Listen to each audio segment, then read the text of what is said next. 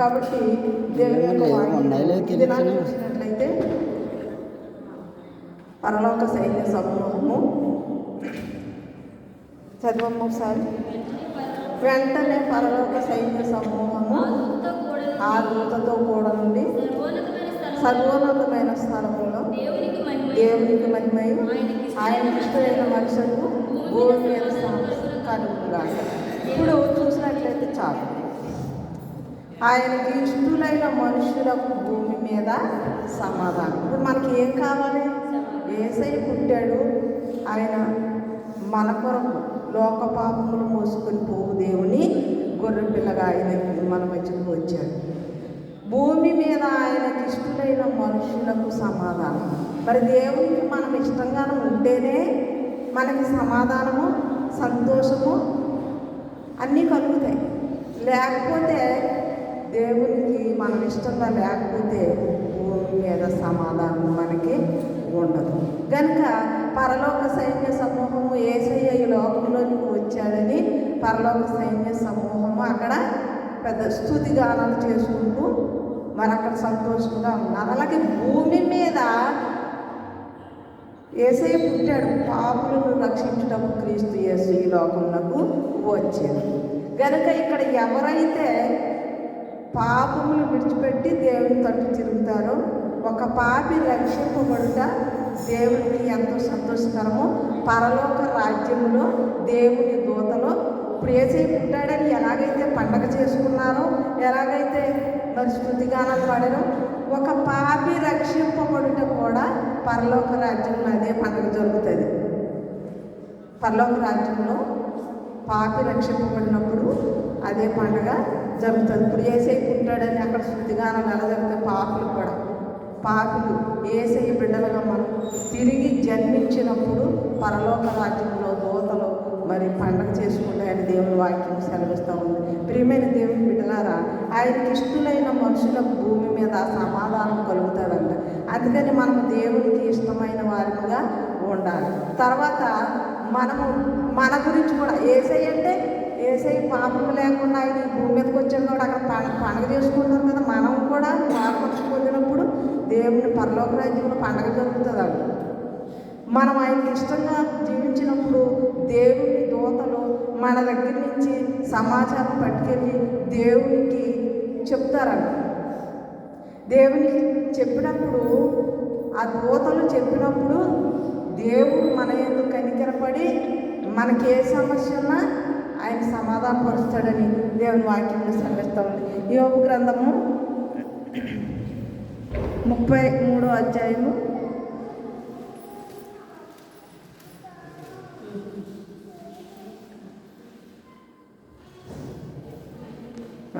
23వ వచనం. 23వ వచనం. నరులకు యుక్తమైనది ఏదో దానిని వానికి తెలియజేయుటకు వేలాది దూతలలో గనుడకు ఒకడు వానికి మధ్యవర్తి అయిన నెడల వారి యందు కరుణ చూపి పాతాళములోనికి దిగి వెళ్లకుండా వారిని విడిపించును. చూసారండి, దూతలు పరలోక సైన్య సమూహం. ఇక్కడ వేలాది దూతలు అని రాయబడి ఉన్నది. ఎందుకంటే పరలోక రాజ్యంలో దేవునికి పరిచర్య, దేవునికి మనకి మధ్య పరిచర్య చేయటానికి వేలాది దూతలు అక్కడ ఉన్నాయండి. ఇప్పుడు ఎవరికి ఆపదలు వచ్చినా క్షణంలో వస్తే మనకు కనపడం. ఎందుకంటే అది పరలోకము, ఇది భూలోకము. ఈ భూలోకంలో ఏం జరిగినా దేవునికి వెంటనే తెలిసిపోతాయి. వేలాది దూతలు. ఎందుకంటే మనము పాతాళములోనికి వెళ్ళిపోకుండా, నరకానికి వెళ్ళిపోకుండా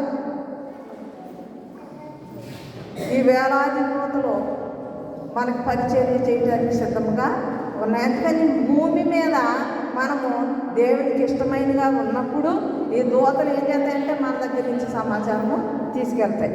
వేలాది దూతలు నరులకు యుక్తమైనది ఏదో వానికి తెలియజేయుటకు వేలాది దూతలలో గనుడకు ఒకడు వానికి మధ్యవర్తి అయింది. నేడల మనకిని దేవునికి మధ్యవర్తులు ఎవరున్నారో దేవుని దూతలు ఉన్నారు. కాబట్టి ఈ మధ్యవర్తులు మన ప్రార్థన ఆలకించి మనము తను తాను తగ్గించుకొని దేవుని సన్నిధిలో ప్రార్థన చేసినప్పుడు ఈ దూతలు మన దగ్గర నుంచి సమాచారం తీసుకెళ్ళి దేవునికి చెప్తాయంట. అప్పుడు దేవుడు మన యందు కనికరపడి జారిపడి ఆయన మనకి ఏం చేస్తాడో యుక్తమైనది ఏదో మనకి అనుగ్రహిస్తాడంటే మనకి ఈరోజు ఏదైనా బలహీనత వచ్చింది, మనం ప్రార్థన చేసుకుంటున్నాం, మనం అనుకుంటాం నా ప్రార్థన అన్నీ స్వస్థపడుతుంది, ఎవరి ప్రార్థన అక్కర్లేదు అనుకుంటున్నాం. ఇక్కడ మధ్యవర్తి దూతలు ఎందుకు మరి? దూతలు ఏం పట్టుకెళ్తాయంట? వర్తమానం పట్టుకెళ్తాయంట. దూతలు కావాలంటే మనకి దేవునికి మధ్యవర్తులు ఎవరున్నారు? వాక్యము నమ్మదగినది కనుక మనము ఈ పరలోక సైన్య సమూహము మనకి ఏదైనా కష్టం వచ్చినప్పుడు దేవునికి సమాచారం పట్టుకెళ్తాయంట. అప్పుడు దేవుడు మనల్ని ఏమి చూపిస్తాడంట? కరుణ, జాలి, దయ చూపించి మనల్ని ఆయన స్వస్థపడతాం, మనకున్న సమస్యలు తీర్చడం ఈ విధంగా. అలాగే మనము కూడా ఒక పాపి రక్షింపబడుట పరలోక రాజ్యంలో మరి పెద్ద పండుగ. ఈ లోకంలో దేవుని పేరట వచ్చిన వారికి గిద్దెడు మంచినీళ్ళు ఇస్తే పరలోక రాజ్యంలో 2 గిద్దెడు మంచినీళ్ళు ఇవ్వబడతాయని దేవుని వాక్యం సెలవిస్తూ ఉంది. కనుక దూతలు ఉన్నాయి, సైన్యం ఉంది, పరలోక సైన్యం ఉంది. మరి యేసయ్య పుట్టినప్పుడు ఆ దూతలు సైన్య సర్వోన్నతమైన స్థలములలో దేవునికి మహిమ. అలాగే మనల్ని బట్టి కూడా దేవుడు మహిమ పరచబడాలి. మనల్ని బట్టి కూడా దేవుడు మహిమపరచడు. ఆయన ఈ లోకానికి వచ్చాడని దూతల పండుగ చేసుకుంటాడు, మన కొరకు ఆయన ఇచ్చాడు. కాబట్టి మనము రక్షింపబడినప్పుడు, ఆయన కృష్ణులుగా జీవించినప్పుడు పరలోక రాజ్యంలో పండుగ జరుగుతుంది. సైన్య సమూహం కూడా మన గురించి పాటలు పాడతారు. కొద్ది మాటలు దేవుడు దీవించును గాక. ఆమేన్.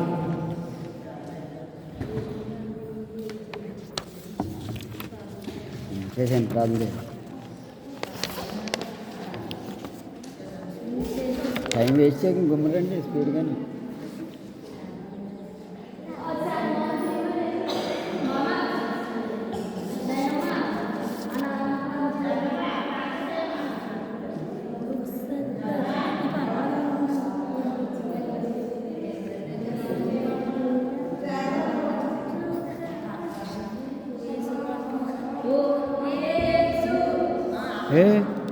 ప్రార్థన అవ్వాలి కదా, ప్రార్థన అయిన తర్వాత అక్కడ ఏం రాసింది చూడమ్మా. ప్రభు ప్రార్థన, ఆశీర్వాదం, ప్రసంగం అన్నీ అయిపోయాయి. 2 రోజులు ఇది మామ.